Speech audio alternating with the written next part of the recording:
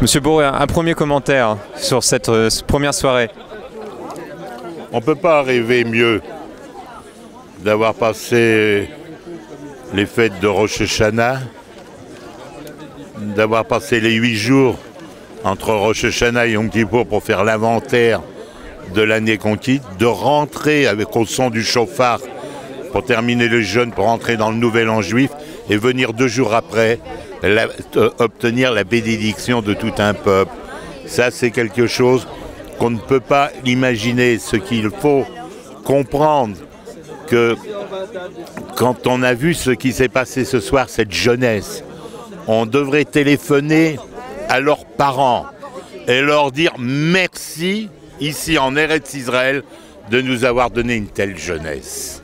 Quand on a entendu les 3 jeunes filles chanter, quand on a vu cet orchestre jouer, quand on est ici en Eretz Medinat Israël, dans cette Jérusalem, pendant des siècles, priés, voulus par les Juifs, qui l'ont cru, qu'ils y croyaient, qui ne l'ont pas vu, et nous, on appartient à un siècle où on le voit. Il se pose la question, qui sommes-nous? Et ça, c'est difficile à répondre, parce qu'on a ce privilège tant prié à travers les siècles.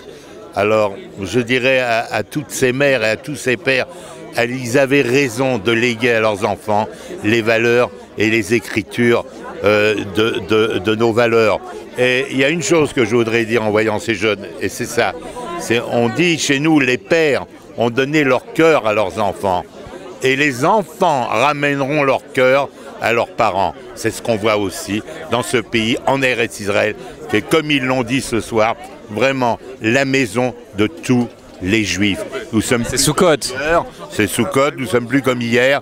Nous, le peuple d'Israël, le peuple juif, le peuple hébreu n'est plus orphelin. Il a sa maison, il a son État, il a son peuple. Et Betezrat Hashem, nos enfants rejoindront toute cette jeunesse qui est en Israël et ils bâtiront ensemble, et nous tous, ce pays qui verra un jour une vraie paix. Amen. Merci. J'ai fait, franchement, j'ai mon sac chez toi. Ouais.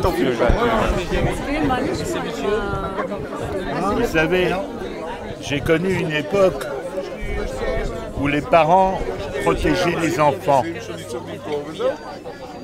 Et aujourd'hui, je vois une époque où les enfants protègent les parents.